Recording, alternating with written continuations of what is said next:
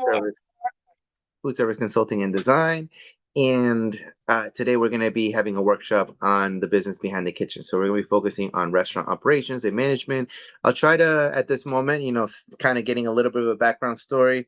Fruza, no, we had a conversation earlier with T, and now hearing yours. We'll try to focus a little bit also on the things that you guys want. Feel free. I'm going to take a break in between certain points. Feel free to ask some questions. We want to make sure that we tailor this as much as we can to the needs that you guys want. So with that, I'll introduce you guys to my team. So of course, I'm one of many, right? At this point, between me and the rest of my team, we're able to do everything from feasibility studies down to design, to build, so we can build out an entire commercial a food establishment, a restaurant, a market, or just commercial kitchen as well. We also do acquisition of capital. We do strategic marketing, wholesaling, as well as food safety consulting. So where this is on my team here, we have myself, Talia, Anna, Juliana, Diana, who is also on the call there. We have Lucas, Johan, and Stephanie. And now when we're talking about the information that we're going to be talking today, we're going to be mentioning inventory management for restaurants, operational efficiency for restaurants, takeout and delivery options. We're going to briefly talk about markets, although none of you are really in that space. So maybe depending and see who cops in a little later, maybe we might go lightly through it. And then, of course, we'll open it up for questions. Okay. So I wanted to talk about addressing inventory management for restaurants, right? So for the most part, there are so many different types of inventory managements, right? The more, typically we can go from everywhere from a pencil and paper and like maybe an Excel spreadsheet down to having a software similar to a NetChef, right? So I think in the past, is there something that you guys used, Afrusa, in Nibble, like a type of POS system? Um, it's it's like a Apple iPad. No, I don't think it's a POS system. It's called Stripes or Oh, Strips. Stripe is the credit card processing. Okay, yeah, yeah. I don't know Yeah. what they use now because I left on 2022. So I Okay. don't know what they use now, but back then it was that. Okay. T, what experience do you have with POSs? What have you used in the past? POS system I used to work in a different food industry all this time before I start my, yeah. So I have seen Toast and other, yeah, POS system. They're easy, Perfect. right? Yeah. They're easy, yeah. Yes, they're But you have very to easy. pay They're for it. very different. They're very user friendly for sure. What about Yes. you, T? What have you used in the past? I have mostly operated on Shopify for shipping stuff, so I haven't truly used a point of sale. If I've used a point of sale, it's an Excel sheet and my Venmo QR code. So, um, Okay. yeah, POS systems are a new world for me. Okay, perfect. So we can talk about the POSs. So point of sale system basically can be everything from literally just a register, a big fancy expensive register, to a completely innovative inventory system that tracks your stocks, it tracks the amount of sales you're doing. It can now integrate into delivery systems. It can also show you the menu mix, right? Week by week. It can help you set up your PARs to be able to see how much you need to prepare, right? So for example, Afrusa, let's say you're making different types of samosas, right? You're going to do a veggie, you're going to do chicken, and you're going to do beef. So we want to make sure that we have different types, right? How many do we prepare to make sure that we have enough for the day and maybe a few more for tomorrow? That information can all be found on a good POS system, right? And that inventory management will also allow you to be able to take that information to be able to do some really good shopping lists, right? At the end of the day, the hardest thing when managing inventory in a restaurant is that unlike clothes, it will expire and it will go bad, right? So it has a very short shelf life on it. There are certain ways. So, for example, we can buy meats that are already vacuum packaged to extend that, but we want to make sure that we are buying enough for the next to last us until the next inventory or the purchase date. But we also want to have enough to be able to produce in case we have a really big push, an unexpected push.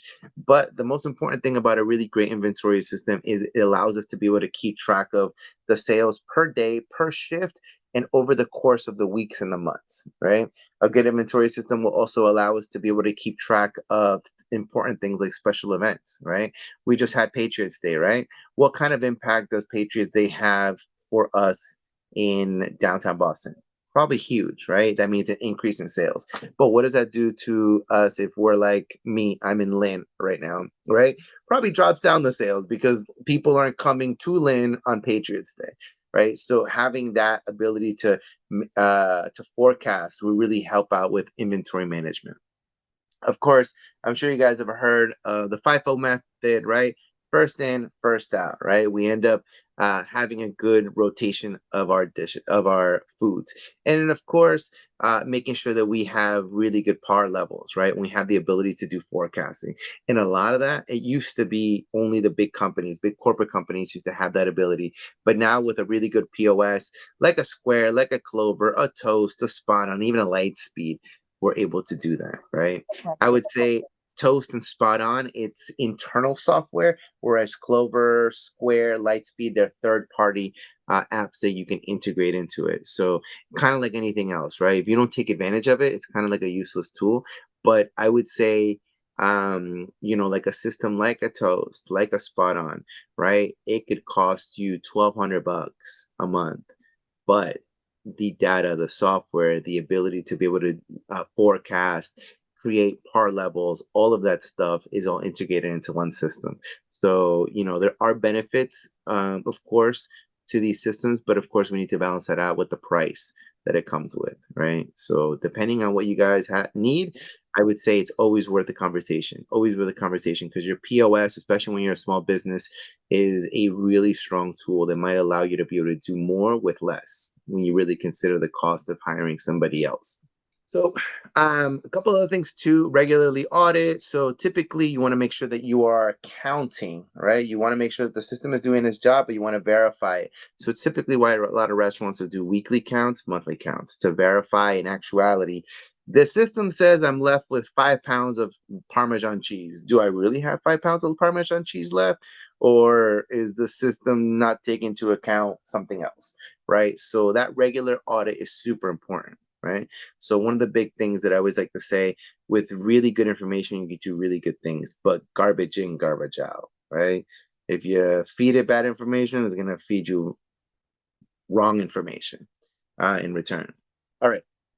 So of course, we want to make sure that when we're auditing, we're also monitoring any kind of waste trends or any type of portion sizes that might be off comparing to our system, right?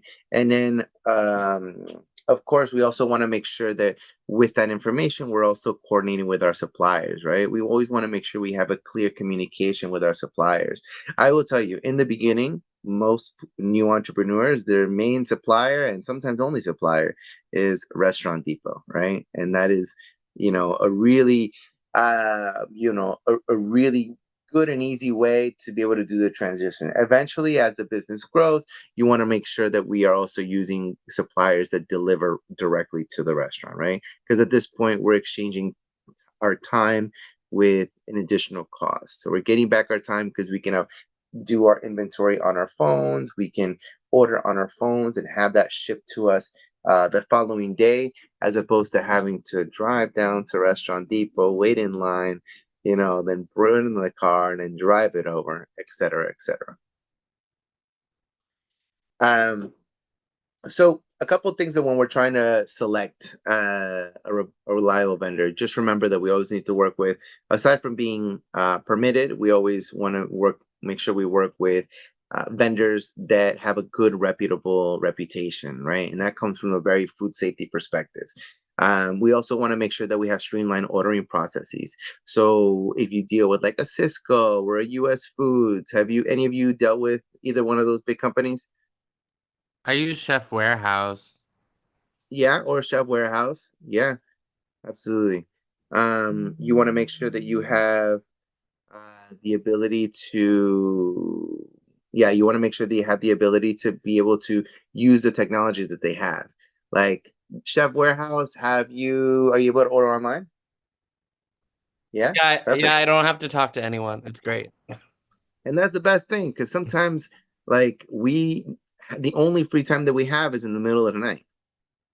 So we want to make sure that we're maximizing the most with ordering processes, right? And nowadays, now some many times what you used to be able to get in like a software like NetChef, now you can just get it on a typical app, which is your PARs, right? Let's say you're almost always ordering 90% of the same order.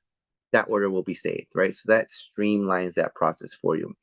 Scheduling deliveries can sometimes be a little tricky when you're a small business. If you guys are getting deliveries, always make sure that you're getting them during the moment when you have the most amount of time to be able to check your inventory. I think one of the biggest complaints a lot of our clients talk about when we're doing the transition from a delivery service down, when we're doing transition from like a restaurant depot to a delivery service, is that they say, well, I like to pick out my items. I like to make sure that the quality is good and all that stuff. You should expect that from a delivery service as well. You just want to make sure that you are um uh you want to make sure you're doing that checking before you sign off on the delivery, right? Because in reality, like that uh, savings of time is really really important. And then, of course, when we're talking about sustainability, right? It's one of the things that's at the tip of everyone's tongues at these moments. You also want to talk about with your suppliers whether they, what are their sustainability practices? Who are they ordering from? As far as packaging goes and things like that, right? If that's something that is important for you. All right. So when we're talking about inventory backups, right, we always want to make sure that, whenever we are doing any kind of ordering, that we have at least three backup plans, right? Because I don't know if you guys have been on the USDA website in the past and ever signed up for their foodborne illness alert messaging, but it is like 4 to 6 outbreaks every single day, right? So we want to make sure that we have the ability to be able to switch from one item to another. Have you guys ever been to Restaurant Depot in Everett, right? Yes, Okay. Do you ever notice that when you walk straight ahead, there's like a big board with a bunch of papers on the wall? I think I did. Huh? I Yes. did. Yeah. Those are all the recalls. Oh. So Oh, like wow. nobody reads them, right? So it's a very different service because like they just have to post it, right? And you should be aware enough to be able to see like what's being recalled, what's doing this. But at the same time, like a trusted vendor, reliable vendor will call you and say, "Hey, Afrusa, that bag of romaine lettuce, it right now it might be contaminated. We got a message from the vendor saying that it might be contaminated, so we're gonna send over another thing of romaine to supplement it, but you can put it to the side at the moment and we'll come pick it up." And that's easy peasy, right? So these are some of the benefits. Now, again, because you have that added service, there are additional costs that go along with it. So you always want to make sure that you have the strategy to be able to get to the point where you're able to order them, not only from a convenience factor and from a time saving factor, but also from a food safety perspective as well. Okay.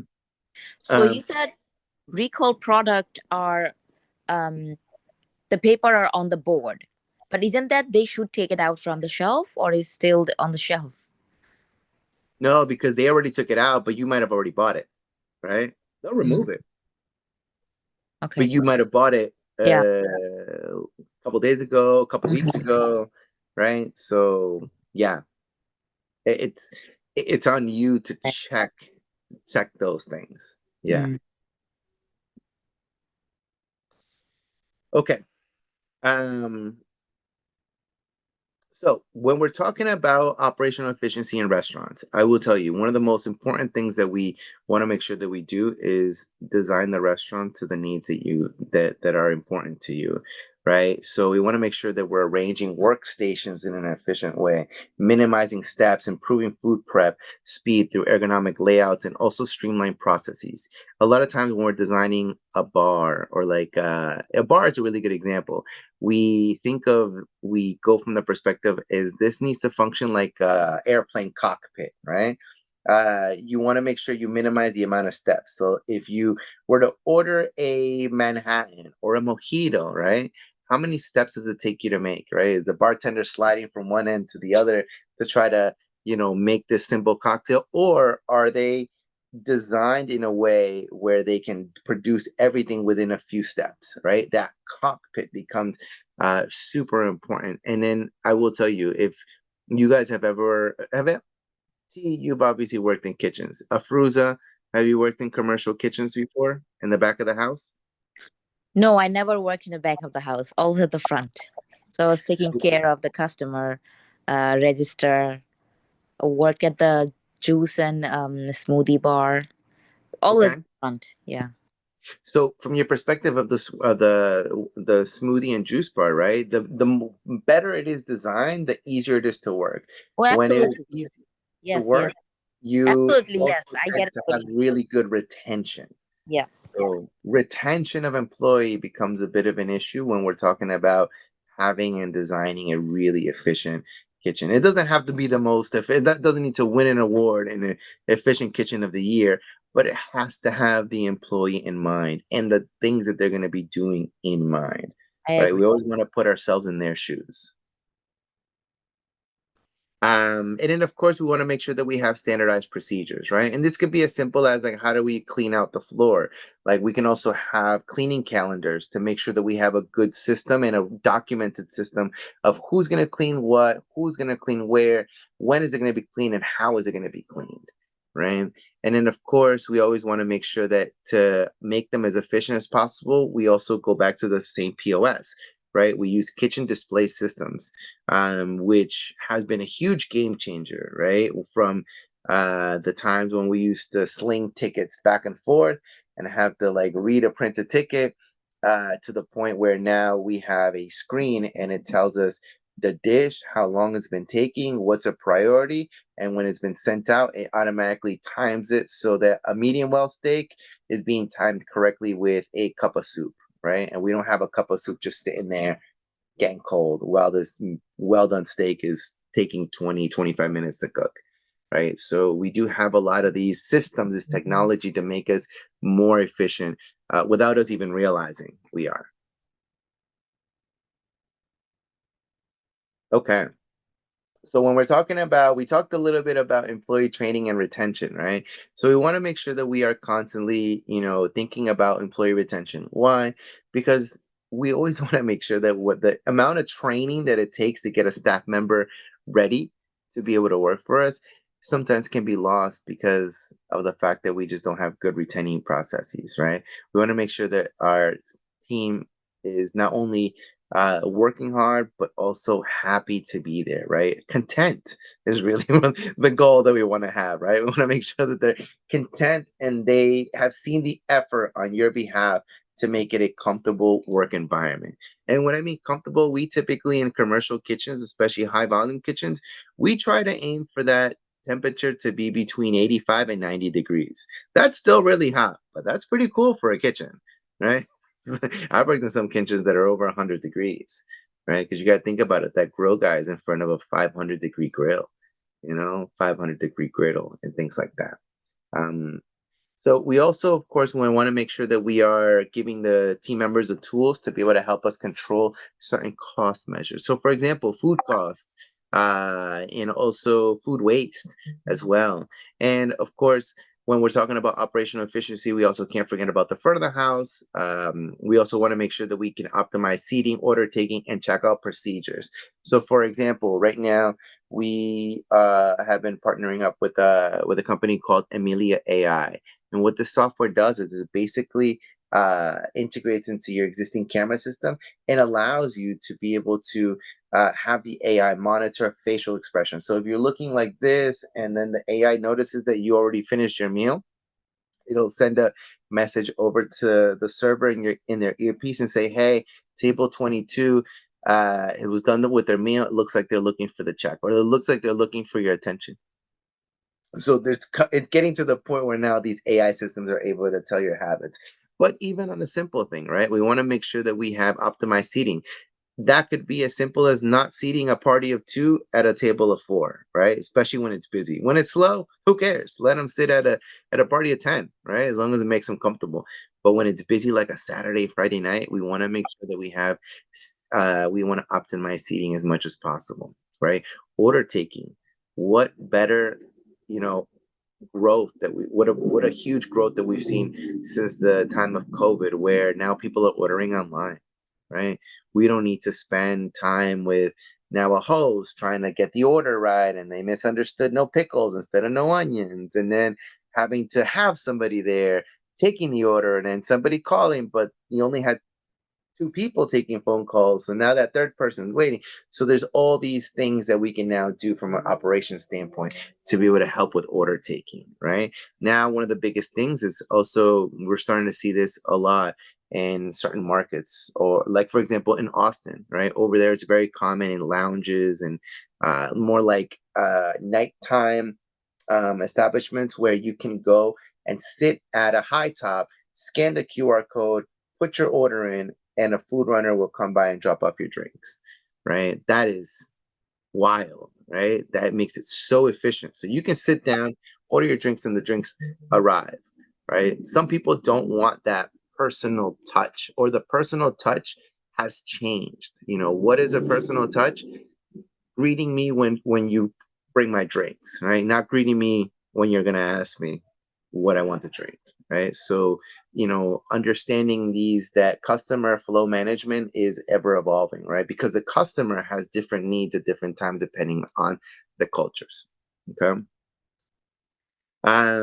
Okay. Now, takeout and delivery options. What are your thoughts on takeout and delivery? There's some decisions that we need to make. I mean, there's a lot of, I don't say there's a lot, but there have been a lot of restaurants, that simply before the times of COVID, they were like, no, we don't do delivery. We don't do any takeout. Then COVID hit. Now the only option you had was takeout and delivery, right? But yeah, I mean, there is that other balance, right? Sustainable packaging and all that. I mean, how sustainable could it be? Because there's only certain things you can recycle, right?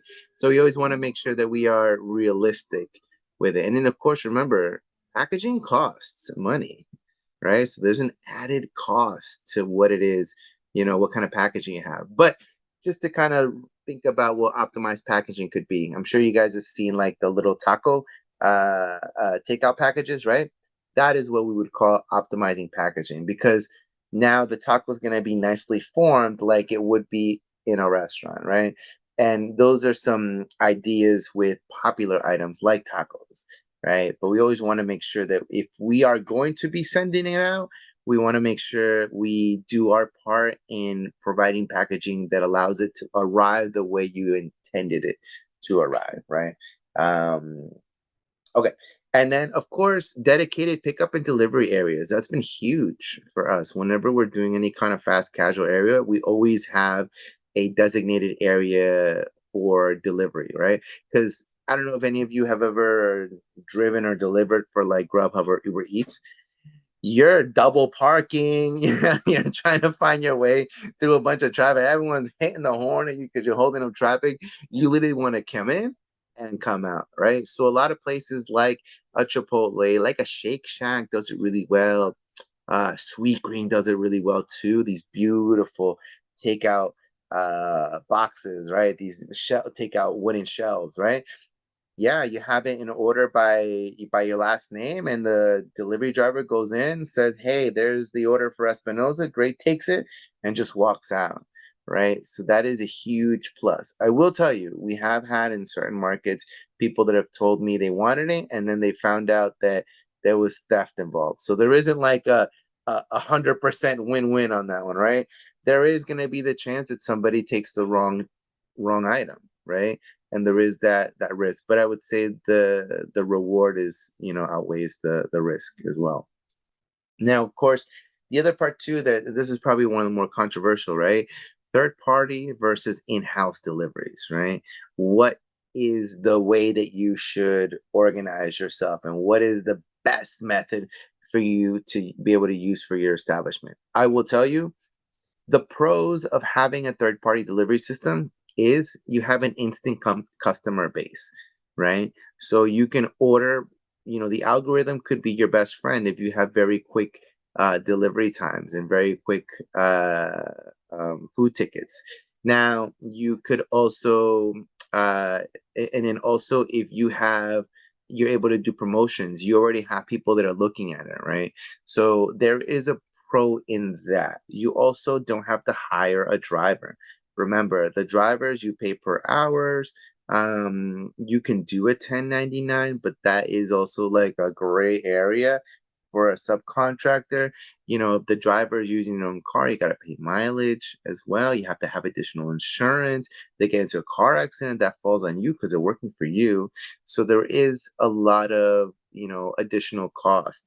Another big pro is going to be convenience and ease of setup, right? I think the time of when Uber Eats would come over to your place and take pictures for you is over, but they used to do that, right? When they were just getting launched, just to get people in there. So, but of course, they also have marketing tools. They create exposure. So, and then of course, they handle all the order and payment handling. And of course, if the dish gets delivered wrong, it gets damaged. Typically, that is 100% handled through the third party, right? That is totally managed with through somebody else as well. So there are some pros because you have somebody there that is just taking that completely off your plate. All you have to do is turn in the takeout bag to somebody, and that's as far as you go. Now, with all that, you also have a lot of the cons, right? You have high commissions. The platforms take between 15 and 30%, because and that could be your entire profit margin, right? So the good thing is that you are able to have your menu higher priced on these platforms, right? So you always want to make sure you have a higher price on these platforms because it's going to cost you more. And trust me, people don't care. Most people know they're paying more and they're willing to pay more out of the convenience, right? You sometimes have a loss of brand control, right? Because it's through that third party. So they might just see desserts and they just order from you, right? So between you, Insomnia Cookies, there might be very little between it if they're getting cookies from you as opposed to because you had a coupon versus somebody else, right? Limited customer data, that doesn't belong to you, right? You don't have who ordered, what time, what do they typically order. That information is typically not yours. And of course, variable service quality. So this is where we get into the drivers, right? That the ability to be able to manage and work with the drivers. The easier we make it for them, the easier it is for the better it is for us. And of course, potential competition on the platform, right? There's plenty of restaurants competing, right? Both of you have a very unique food model, right? I can't imagine there being a lot of Bengali food on Uber Eats at the moment, right? Same thing with UT. There's probably not that much competition at 1 in the morning for desserts, but if you had a taqueria, that is a very intense market, right? Any questions on these third parties? No? Okay. So in-house delivery system, right? There's obviously some pros, right? I would say our clients that manage their own in-house delivery are going to be pizzerias. That's very common for them to handle their own. One of our clients on a Saturday has between 5 and 6 drivers, right? But it takes 5 and 6 drivers to be able to meet the demand of delivering all of those pizzas on a Saturday, right? So of course you have full control over the quality and the service. Your profit margin might be higher, but your expenses might be higher as well. Because remember, now you're paying for the car, you're paying for insurance, you're paying for the driver, et cetera, right? Of course, you can have better customer relations. You can create your own loyalty program as well. You also have flexible pricing and your promotions because they belong to you, right? You don't need to pay a third party app for it. And of course, all of the data is yours. Data becomes your best friend. We work with a few partners where like all they say is data, data, data, data. Right? That is the edge that they use when it comes to operations, right? Of course, the cons, higher upfront costs, right? It requires an investment in drivers, vehicle insurance, logistics, training challenges as well as your limited customer reach. Remember, a lot of the pizzerias, Chinese restaurants, what do they do? They send you a menu via mail, right? And that is within a specific radius in your city or town, right? But it is a very limited reach, right? And it's a very old school way of doing it. But of course, the other part is going to be it's operationally complex, right? Are you going to send one driver out for only one order, or are you going to send it out for two? Do you wait? Do you wait for the food to get cold, right? There is all of these anxiety points or these points of like, do I make the decision right now? Do I send them out now or do I send them out later? Do I only have three drivers? Do I do five, etc. Right? And of course, the increased liability insurance costs. The likelihood that someone's going to get into a car accident, pretty likely, right? So there is that part in there as well. Now, which one should you choose? I will tell you, if you're a new and small business, third-party apps, less upfront costs, they help you get exposure. They're more expensive, but it's a small price to pay when you're just starting out, right? Also, if you have high order volume and loyal customers, maybe the in-house would be a lot better. Like a pizzeria, right? The amount of pizzas they produce is wild on a Saturday or football Sunday, right? And things like that. And of course, don't shy away from having a hybrid model, right? You might be able to use third-party apps on really high volume days, but on the slower days, as long as you have enough to cover the cost of the delivery, yeah, you might have in-house delivery drivers that do it for you. So hybrid model is also not a bad option as well.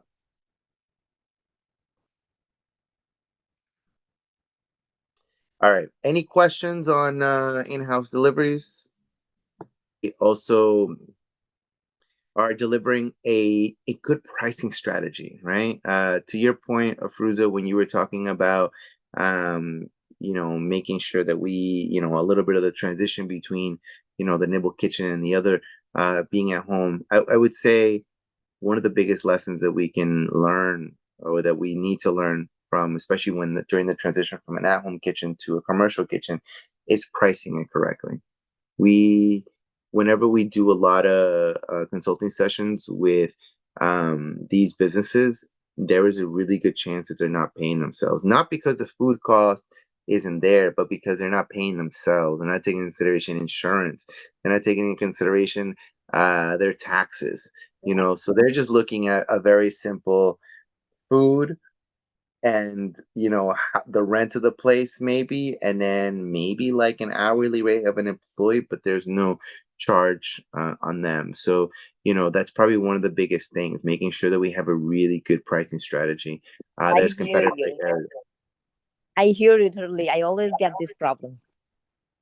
Try to find a good model that I can follow and asking so many people. I know a little bit how to price, but still struggling with pricing. Yeah, and I mean, I would say in this case, I would even use different softwares like ChatGPT is actually not that bad.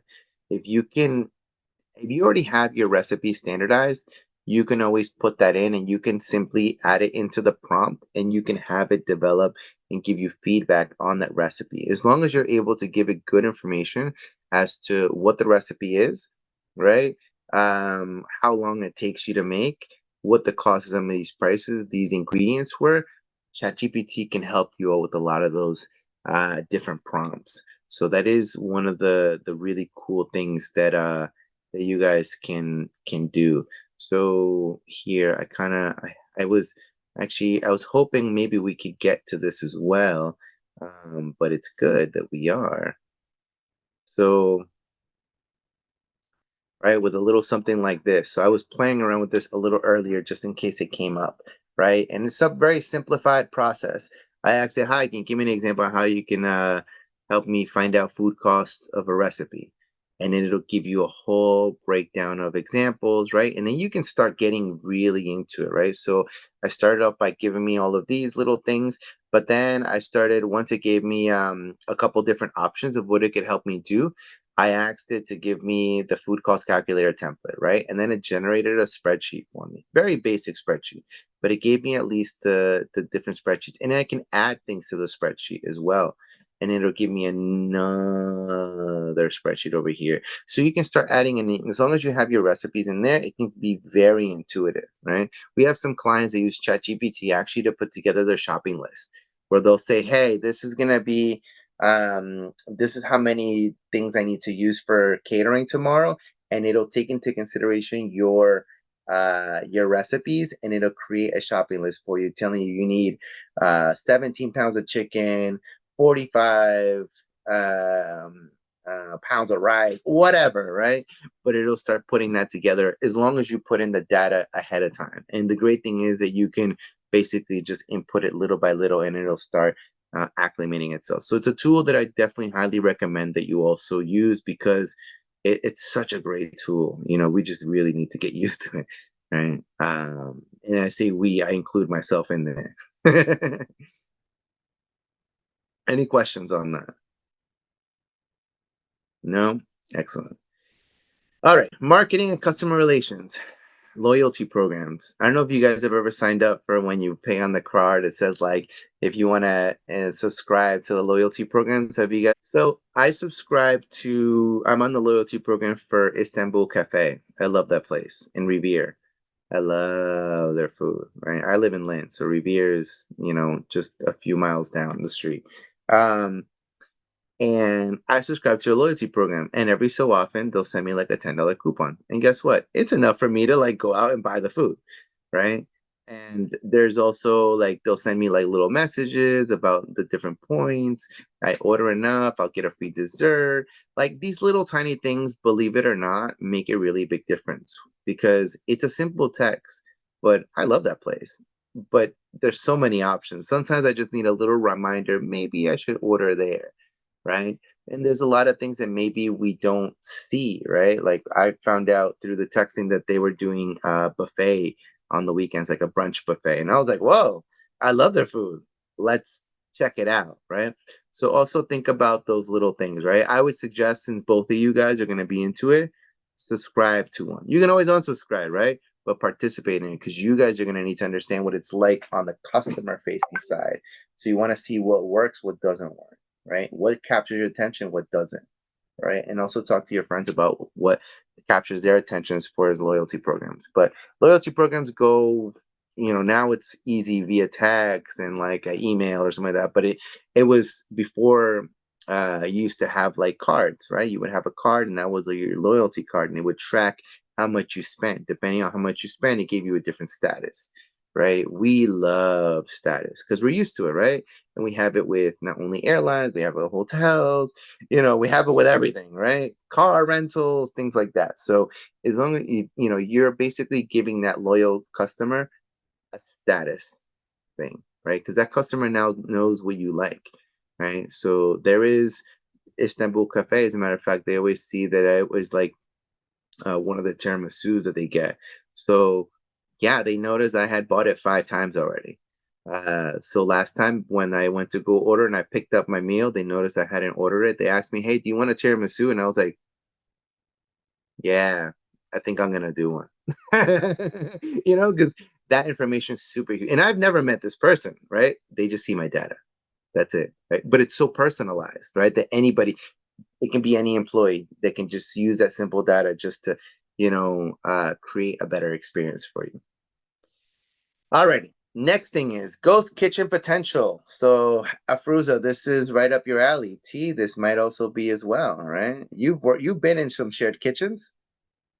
Yes, exactly. Ghost kitchens are a little different. So ghost kitchen, I like to think of concepts where it is delivery only, right? We don't see a lot of them here, but for example, in at Chicago, very common, right? A lot of ghost kitchens in that area. Basically, it's a place where people can order. Typically, it's like a warehouse and industrial place where they have commercial kitchens. Sometimes they're broken down into little separate cubbies, but it is delivery only. You can't even walk in. It's always delivery only. So those might be a really good options, specifically for also brands that are already large enough, but they want to test out a market, right? They might open up a ghost kitchen as well. So So do you okay. think if I have a little small kitchen for catering, I can do ghost kitchen as well? Is that possibility? I mean, basically, a ghost kitchen has is a catering business, but small order instead of big order. Mm. Yeah, it's a small order catering business. It follows a So very similar model. I just want to make food like a takeout, Hmm. and I don't know how many order I'll get, right? That would be a ghost kitchen. Okay, I don't like that Yeah, because because that is going to be your cheapest entry point. You could also have your own establishment, right? But there's some, Nibble Kitchen functions similar to a ghost kitchen, right? It does Nibble function kitchen similar open to to it. everyone. Yes, but it could function similar to it. I know it is open to everyone, but a lot of people that order there could also just be ordering just to get it takeout, right?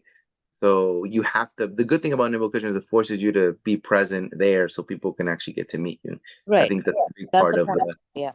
Yeah, and I love that, because I love the interaction with it. Oh, me Um, too. I don't buy from ghost kitchens, but there are some people that do, right? They don't care. They like the food, they order it. That's it, right? So it's a good way to test out a different market. Sometimes some brands will actually I've seen this before. You order like they have like a whole separate page saying vegan gluten-free pizza, right?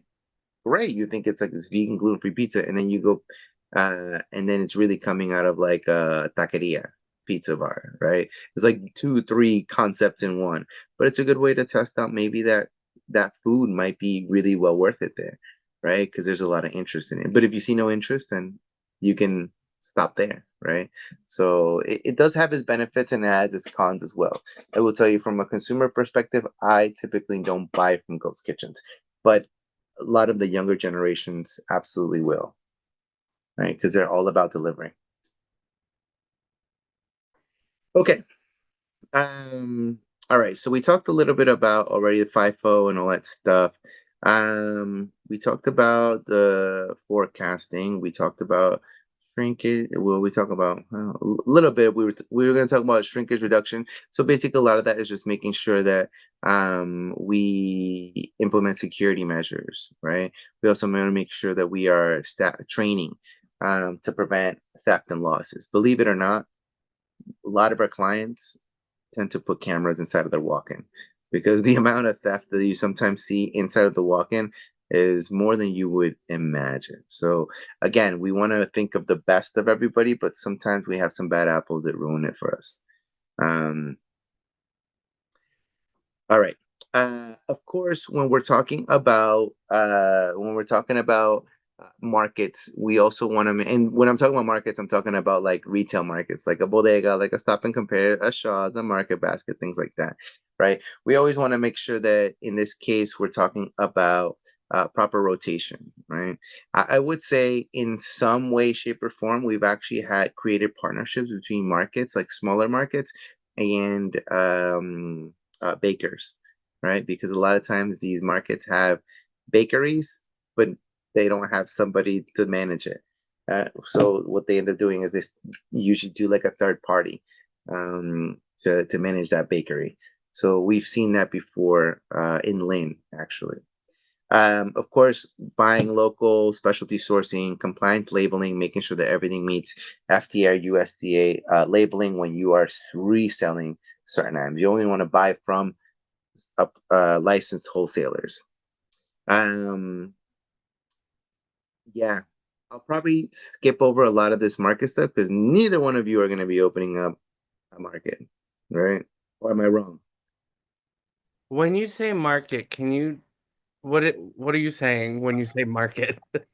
So I'm talking about like a supermarket. Oh, okay. I thought you just meant like the market. Like No, no, no. I I was know. like, I That's mean, why I clarified it. I That's hope why to have a market of people wanting no, a like a shopping market, right? Like this is more for because we food is sold on different things. You guys are direct to consumer from a retail perspective, but so are they.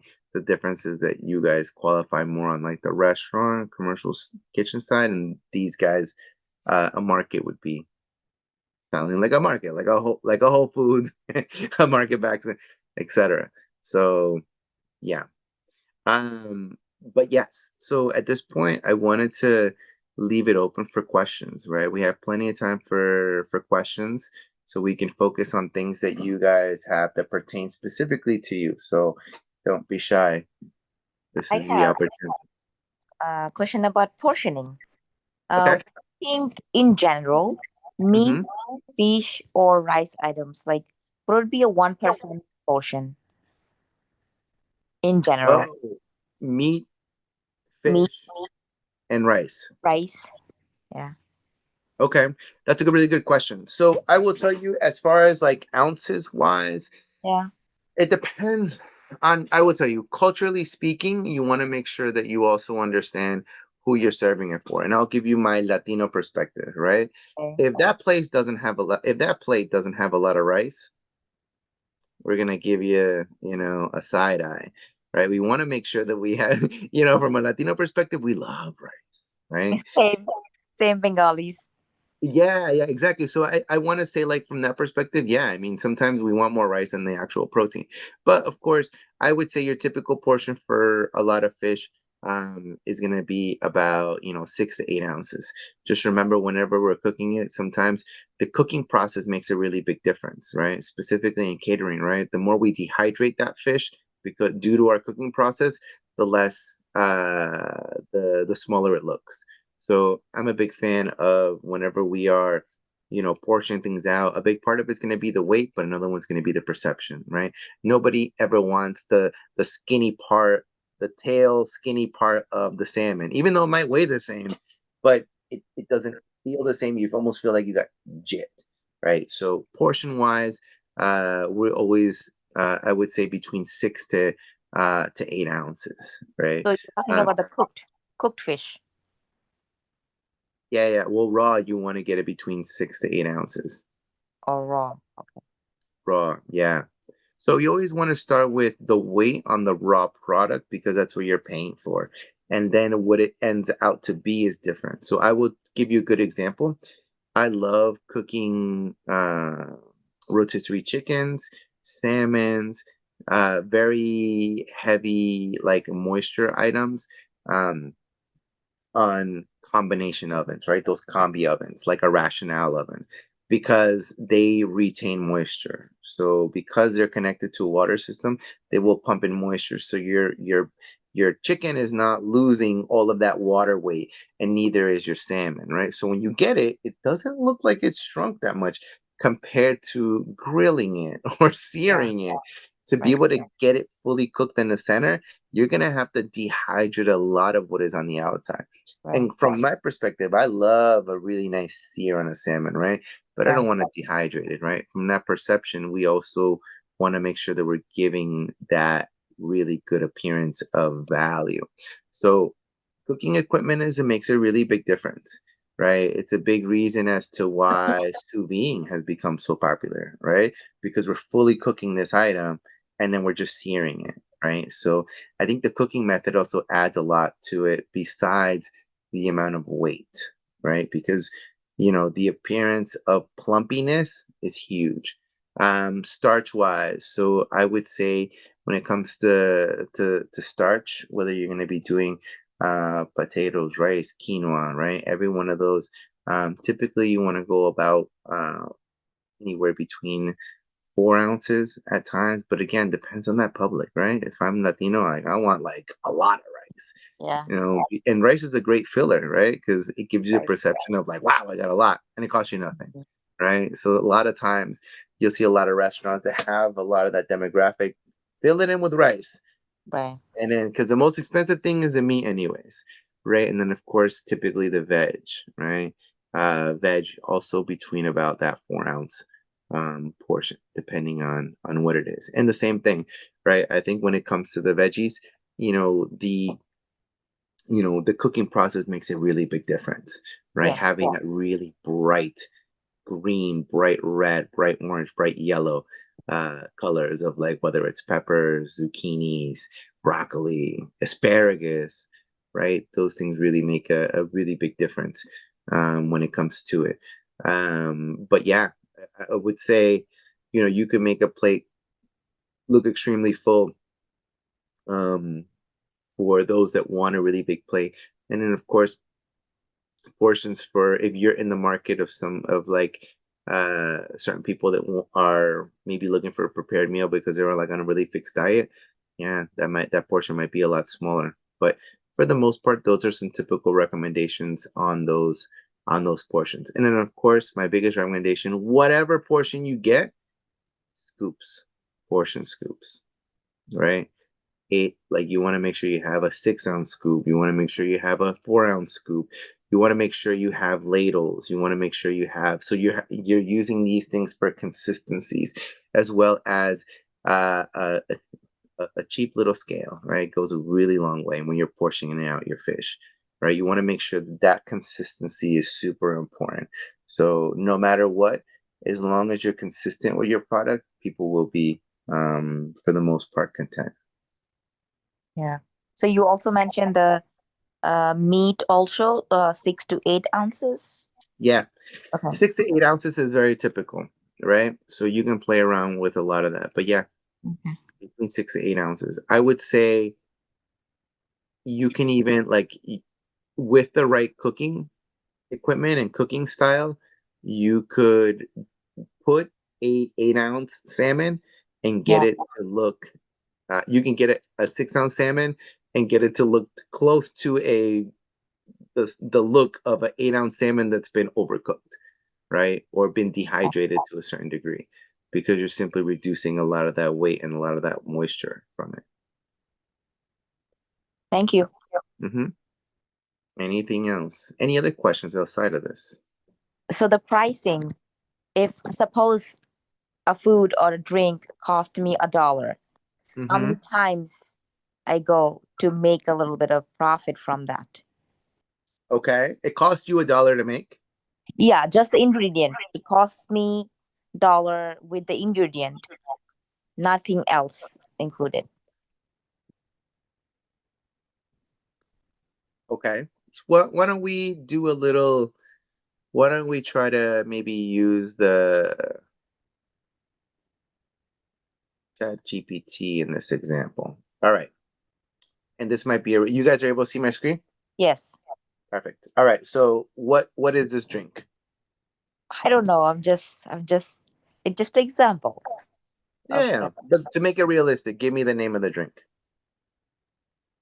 a tea, So, a ginger tea. a ginger tea. Okay. Hi. I want to. You want to find out the. How much I should charge to make a little money from that? Okay, what's a little money? Do you want to be at what percentage? I don't know. That's my question. What is regularly people will do if my food cost is $1, and how much should I charge more to make up with cost of the labor and overhead cost and in all other costs, Okay. and So then how make about this? We want to give ChatGPT as much information as possible, right? So I want to figure out how much I should charge for a ginger tea uh, drink. Um, Now let's give it more information, right? So you want to make sure. So how many ounces is this drink? Say 12 ounces. Okay. The tea is served in 12-ounce portions, and one. Yeah.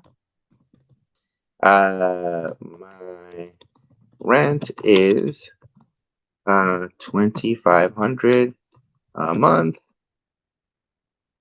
So literally no structure to it, and it'll start telling me right now. All right. So step by step, it'll give you gallons, 5 gallons, how many ounces, portion size 12. So right now we already know you're gonna get 53 and some change servings out of it, right? So we're gonna round it to 53. Now it's gonna calculate, so 1.5 hours, hourly rate, 18 bucks. So we're looking at right now per batch, $27 per batch. Now, labor cost serving of this is going to be 51 cents. So every single thing. So 51 cents is already, so you're at $1.51. All right. So then it's going to start putting all of this in. So your rent cost per serving is already at $1.18, right? So now you're going to go ingredient, right? So let's see. So we haven't even taken into consider ingredient batches, right? And there's just kind of giving you an Also, estimate. yeah, and also the cost of the cups and sleeves, cups, and all of the Yeah. lids. So now we're looking at, so if you want to get a 3x on your cost for beverages, you're looking at about $6, Oh. right? Yeah. So now the more information you put into ChatGPT, the better you can get, right? So now if you have that information like the cups and the this and the that, you can really like don't feel like you need to be an expert for it. Have a conversation like as if you're having a conversation with me, right? And even here you can say, uh uh, I like to talk to like a real person, right? Thank you. What other items, expenses should I consider when to my um, make this as accurate as possible? So in here, it'll now start generating a couple extra things, right? So relevant. So here it came up with packaging, right? It gave you utilities, right? It gave Yeah. you credit card processing fees, right? Also, equipment depreciation is another one, right? Cleaning supplies because you need that, right? So it takes into Yeah. consideration so many minute little things, right? Marketing, business insurance, a bunch of different stuff, Wow. right? This is a really, really into it, like really creative tool that you guys can use to be able to really get your juices flowing, right? Really get it, get greasing the wheel, and as far as like figuring out what are some of these considerations I need to do. Because there's a lot of things like, for example, I don't take into consideration, right? To be honest, out of everything here, I will tell you one thing we personally don't take into consideration: cleaning supplies. But Right. I know we need to buy it, right? Yes. Every mess needs to be cleaned up. Yeah. So even for somebody like me that does this all the time, it surprises me, right? Every Yeah. A time I lot of things. Insurance, ink, exactly. paper that I don't count. And at the end of the year, I was like, oh my God, I spent a lot of money on these, but I didn't, write it down anywhere. So, Yeah, absolutely. So these are a bunch of really cool resources that you can use. And then look, you can even like now here it says, would you like me to prepare a customizable calculator in Excel or Google Sheets to help me with this? Yeah, now you can say, yes, please create a customizable calculator, and it'll start putting it together, right? And it's not going to be perfect, but it'll get you a little, get you at least a foot in the door, right? So I highly recommend, especially for you, Afruza, uh, this for your catering business is huge, right? Because it'll be really great. I know you have a lot of your breakdowns and stuff like that, but as your business expands, what a great way to be able to tap into some of these resources. I'm on the paid version, which allows me to be able to save all of this data into it, and it's very much, you know, my own. I can train it, but you can do 99% of it on the free version. So, and that's a really cool way to do it. But yeah, now we have this, and look, I have my calculator right here, which I can download, right? Thank you for this great idea. Yeah, no, of course.